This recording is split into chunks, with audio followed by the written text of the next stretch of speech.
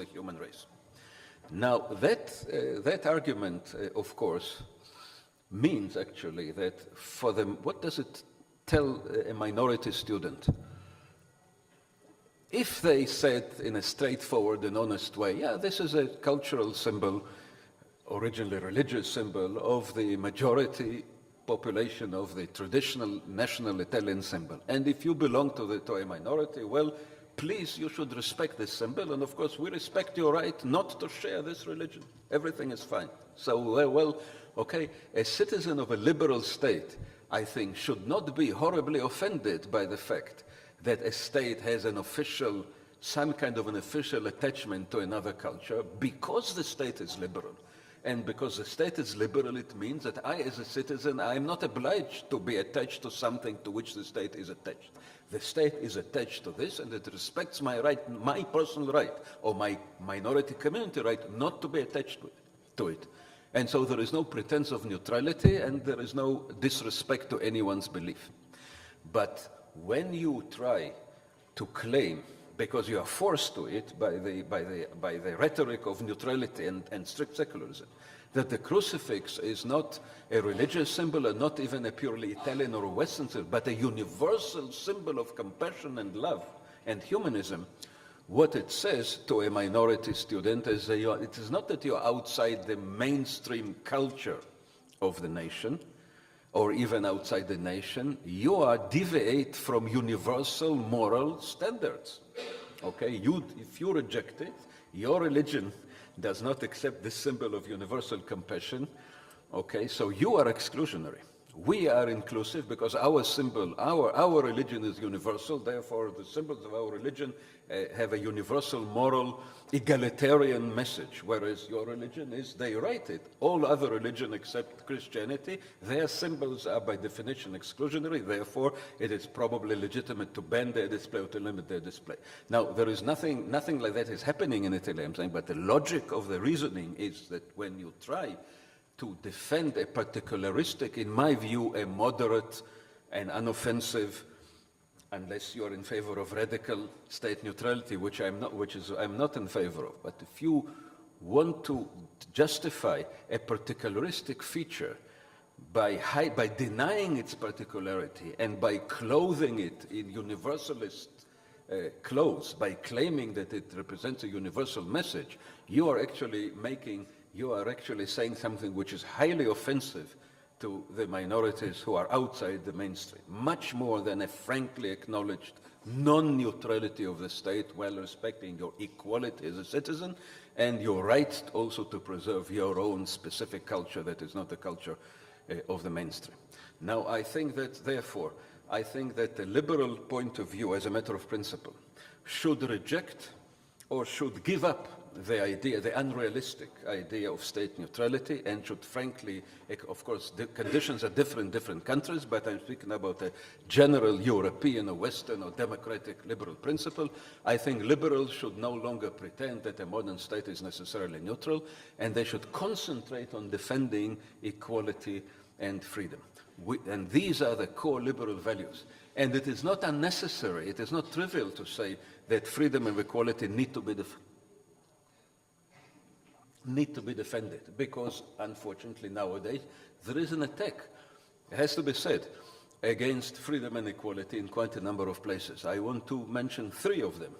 There was an outrageous referendum in Switzerland, a very nice country, but there was a referendum that passed directly a constitutional amendment banning minarets. It is now an article of the Swiss constitution. Minarets are not allowed. You are not allowed to build minarets because they don't fit the Swiss landscape. Okay, you take a specific religion and a house of worship of a specific religion, and you ban it. Nominating, you ban it specifically. This is unacceptable, of course. There are now laws in Denmark, or at least proposals, about treating people in the ghettos.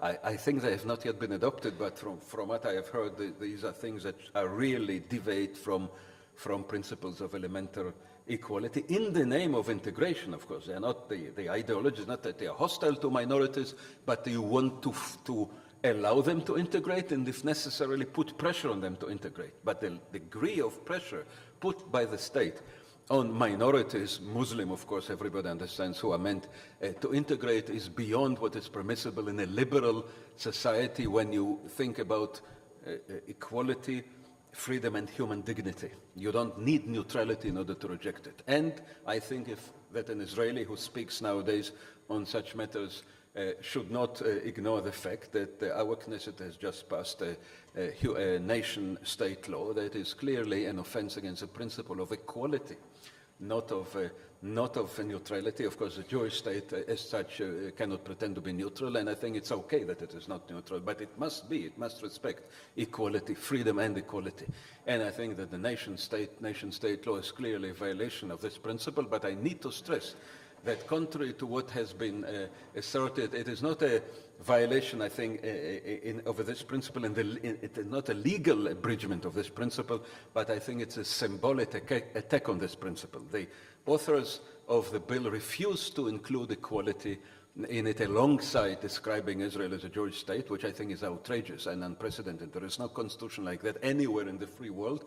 There is hardly a constitution like that in a non-free world, I can tell you. No constitution in the world that I'm aware of speaks in the name of a certain people without at the same time stressing the principle of civic equality. So that's why I think it's an outrageous text. But it does not say anywhere that in the name of the Jewish character of the state you are allowed to violate civic equality, and while its authors may well have wished to create an atmosphere in which this would be possible, from what I understand, there is no likelihood at all that the Israeli Supreme Court will allow anything that it judges to be contrary to civic equality to pass under the pretext of the Jewish character of the state as enshrined in the Basic Law. So specifically, I think that if the Israeli Supreme Court had to rule on the legality of a law formulated in the language of the Swiss constitutional amendment against minarets, if the Knesset would pass a law saying minarets are not allowed,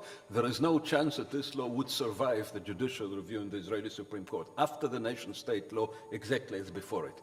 And I also think that the Danish proposals, supported for all I know by the Danish Social Democratic Party, the Danish new proposals for integration, for forced integration of minorities, if they were to be submitted to the Israeli Supreme Court after the nation-state law, they would not pass. So there is considerable still defense of civil equality by the Israeli judiciary, but it does not contradict the fact that the very passage of the law, emphasizing the Jewish character of the state while refusing at the same time to commit the state publicly, solemnly, to the principle of full civic equality is an offense not against neutrality, but against the principle of civic equality, which should be universally upheld by liberals and Democrats. Thank you very much.